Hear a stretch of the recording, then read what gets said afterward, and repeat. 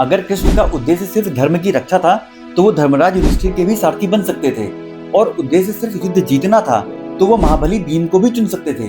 फिर उन्होंने अर्जुन को ही क्यों चुना? इसके दो पहलू हैं। पहला तो सब जानते हैं, टीवी सीरियल्स में देखा है, लेकिन दूसरा सिर्फ महाभारत के मूल ग्रंथ में मिलता है। चलो पहले पहला ही बताओ। पहला ये कि जब कुरुक्षेत्र का युद्ध तय हुआ तो दुर्योधन और अर्जुन दोनों कृष्ण के पास पहुंचे। कृष्ण ने कहा कि एक ओर मेरी नारायणी सेना होगी और दूसरी ओर स्वयं मैं, लेकिन मैं युद्ध में हथियार नहीं उठाऊंगा। दुर्योधन ने बिना देर के विशाल सेना चुन ली, क्योंकि युद्ध में तो सेना ही काम आएगी ना। लेकिन अर्जुन ने चुना श्री कृष्ण को। अर्जुन ने चुना मतलब यही तो सबसे बड़ा रहस्य है। ज्यादातर लोग सोचते हैं कि कृष्ण ने अर्जुन को चुना, लेकिन महाभारत हमें बताती है कि अर्जुन ने ही कृष्ण को पहले चुना। उसे सेना नहीं चाहिए थी, उसे भगवान चाहिए थे। उसे शक्ति नहीं चाहिए थी, उसे मार्गदर्शन चाहिए था। मतलब भगवान हमें नहीं चुनते, पहले हमें ही भगवान को चुनना पड़ता है। पॉइंट अच्छा है, इस तरीके से कभी सोचा नहीं था।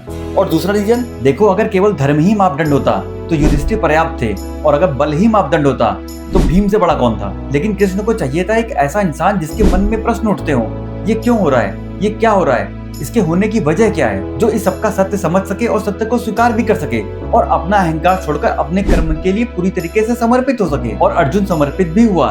गीता के अंत में वो कहता है, नष्टो मोह करिष्ये वचनम त्वा, मतलब मेरा मोह नष्ट हो चुका है और अब मैं आपके वचन का ही पालन करूंगा।